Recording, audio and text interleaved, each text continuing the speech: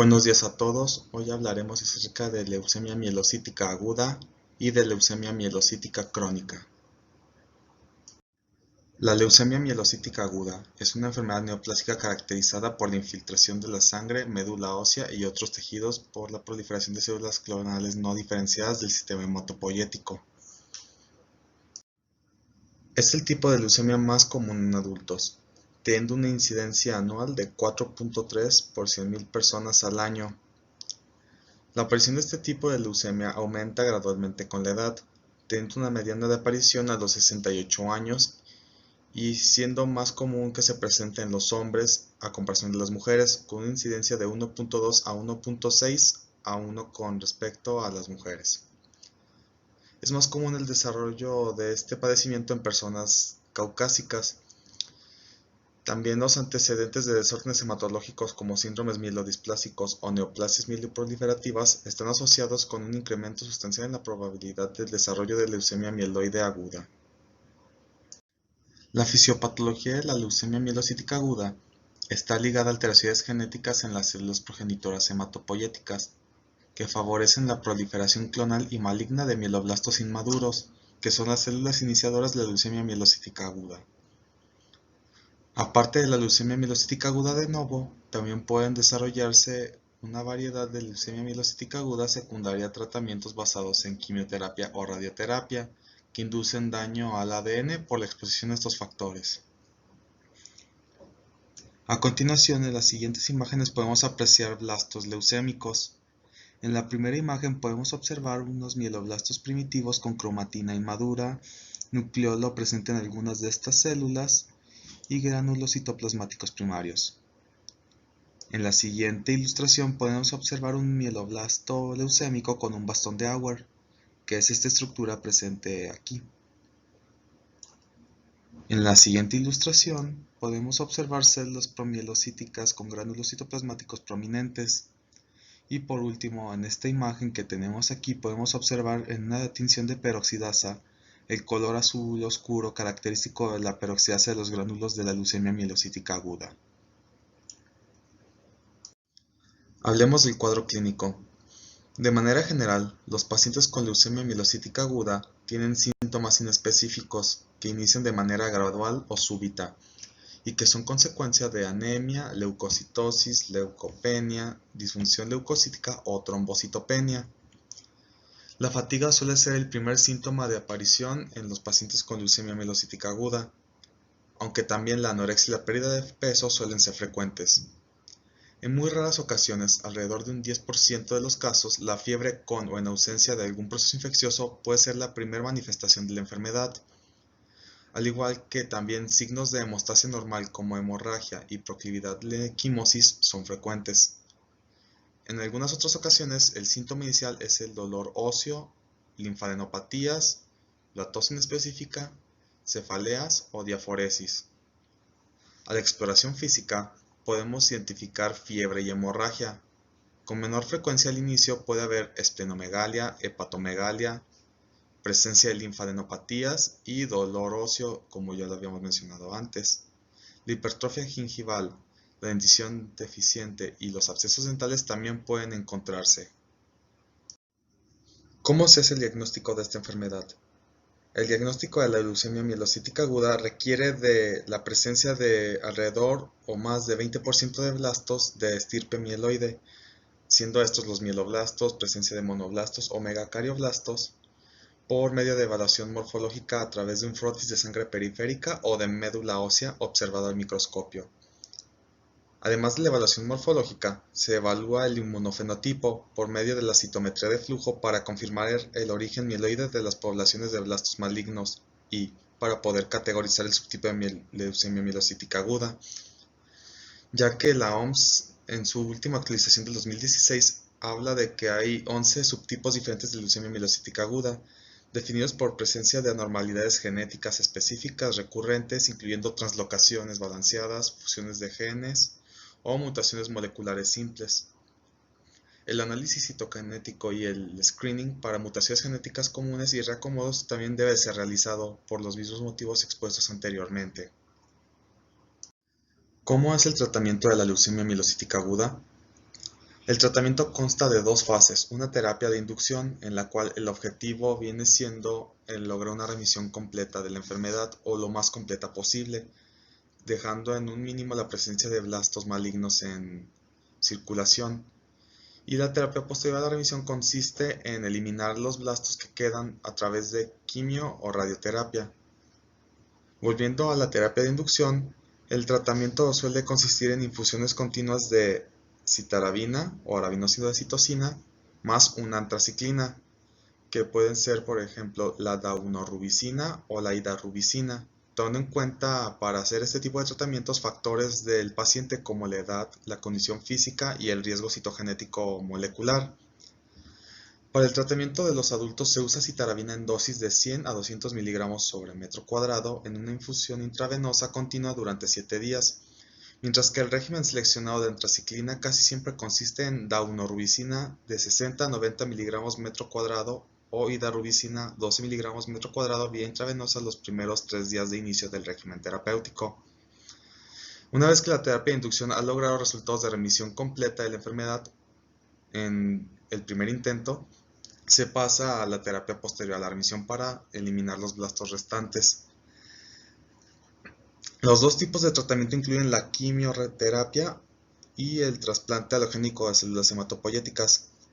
Normalmente en adultos menores o iguales a 60 años, el esquema de quimioterapia utilizado suele ser de 2 a 4 ciclos de citarabina a dosis intermedias, de 1000 a 1500 miligramos metro cuadrado. Este tipo de terapia se suele emplear en pacientes con un riesgo genético favorable, lo que quiere decir que son pacientes que pueden ser tratados y tendrán buen pronóstico para tratamiento de la enfermedad. El trasplante alogénico de células hematopoyéticas se reserva para los pacientes con un riesgo intermedio o adverso de la enfermedad. Esta terapia proporciona la terapia antineoplásica más fuerte debido a que tiene efecto del tratamiento citorreductor pretrasplante proporcionado por la quimioterapia y el efecto de injerto contra leucemia proporcionado por el propio trasplante. Ahora hablaremos de la leucemia mielocítica crónica.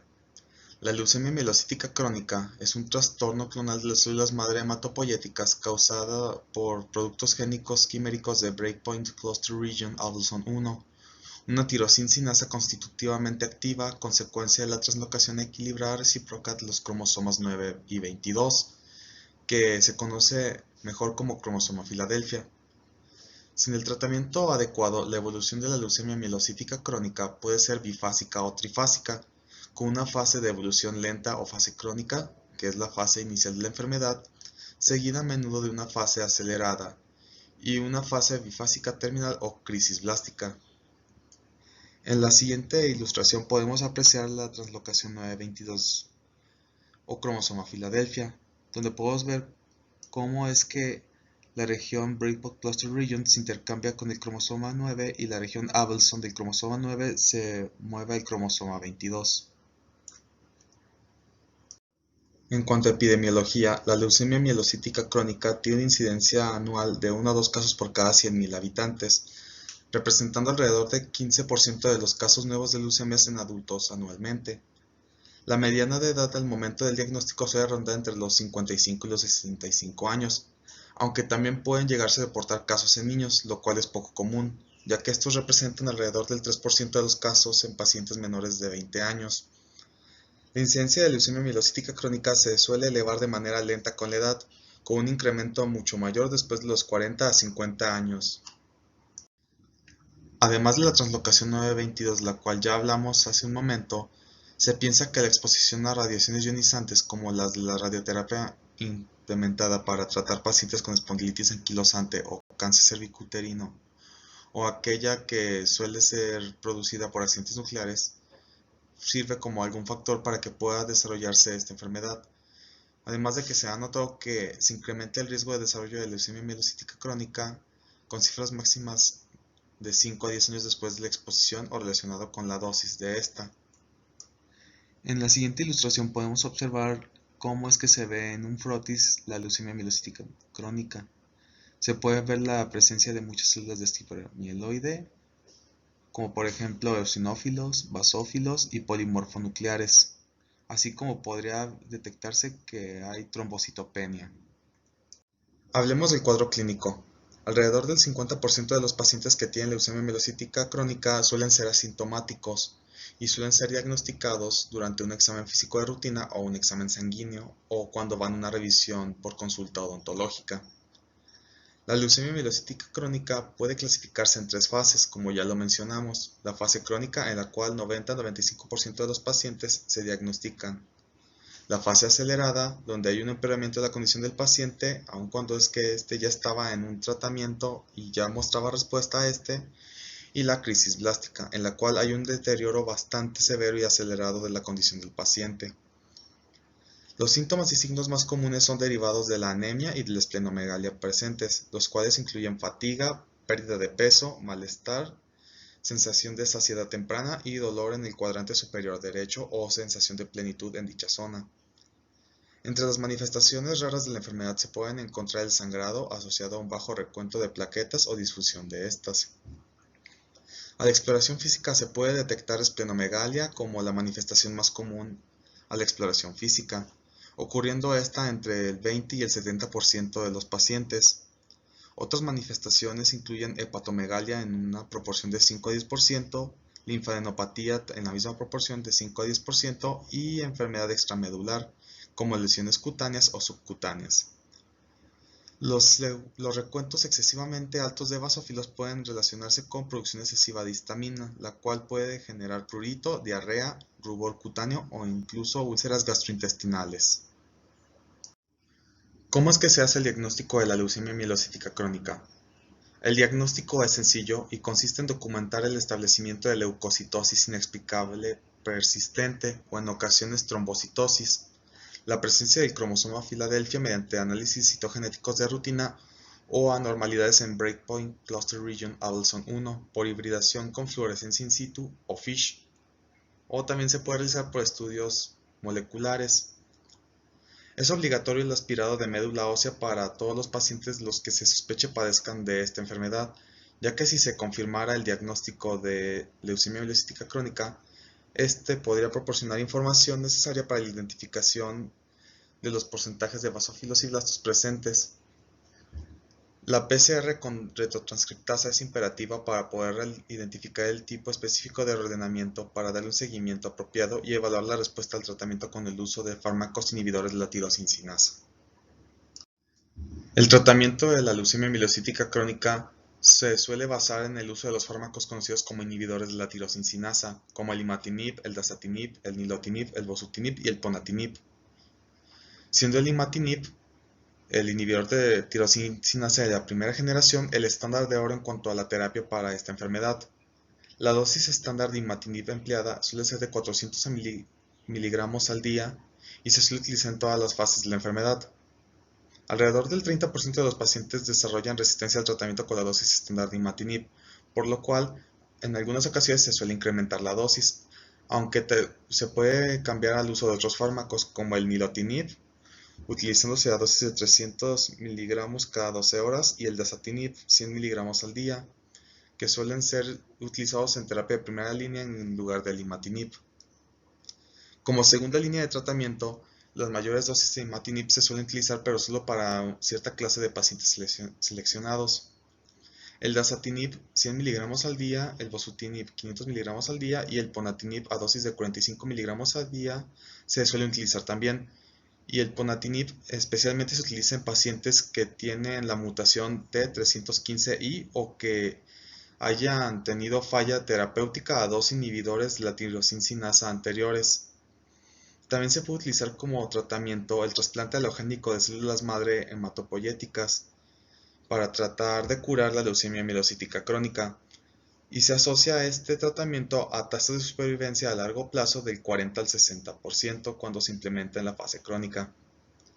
En caso de que ya esté en una etapa acelerada o crisis blástica, se suele utilizar los inhibidores de la tirosincinasa de segunda y tercera generación, solos o en acompañamiento con tratamiento quimioterapéutico de baja intensidad, usando citarabina a dosis bajas y darubicina a dosis bajas, decitabina, hidroxiurea, interferón alfa, entre otros fármacos, para tratar de reducir la carga de leucemia mielocítica crónica antes de realizar el trasplante alogénico de células madre.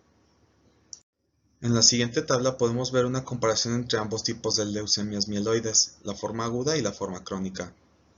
En la forma aguda tenemos que hay infiltración de la sangre, médula ósea y otros tejidos por proliferación de células clonales no diferenciadas del sistema hematopoyético, mientras que en la leucemia mieloide crónica tenemos que la causa suele ser Breakpoint Clustering Region Abelson 1, el producto génico consecuencia de la translocación 922.